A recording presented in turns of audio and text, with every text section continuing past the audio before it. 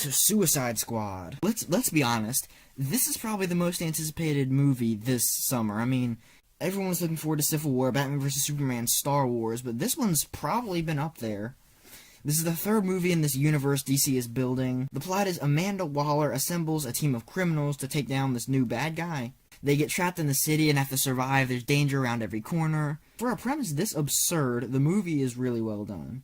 It has some problems with the mood, you know. The first trailer portrayed it as being dark and serious, and the second and third kind of portrayed it as being fun and comedic, and I felt that they didn't really find a way to blend that together, you know. It'll show Harley Quinn's backstory and some kind of disturbing stuff, then it'll show something really light and fluffy, and yeah.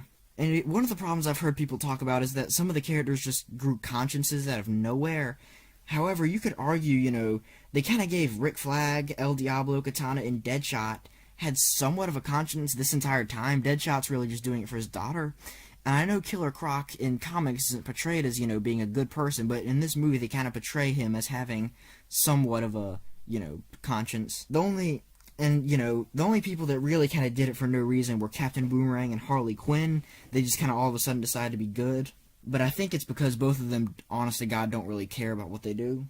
So as for the characters, just first off, the main characters in the movie really are Deadshot and Harley Quinn. I mean, even though they're not kind of the leaders of the group, they're the two most famous characters and the two most famous actors. Will Smith is good, and he always is, and of course Margot Robbie was a great Harley Quinn. So, you know, then there's the kind of secondary characters like Captain Boomerang, El Diablo, Rick Flag, Enchantress. They're all well cast and they're fleshed out characters. I mean, with a movie with a cast this size, you do have to kind of... Some of them are not going to be as developed as other ones are, and those are fleshed out well.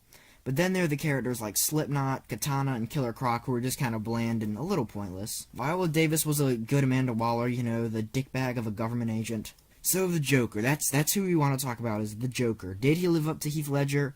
Well, Jared Leto was a really good Joker, but he's different from Ledger, you know, he's a lot more unhinged, you can tell. He's a lot more insane than Heath Ledger's Joker, but not quite as evil. I like his chemistry with Harley Quinn. Jared Leto and Margot Robbie bounce off each other well.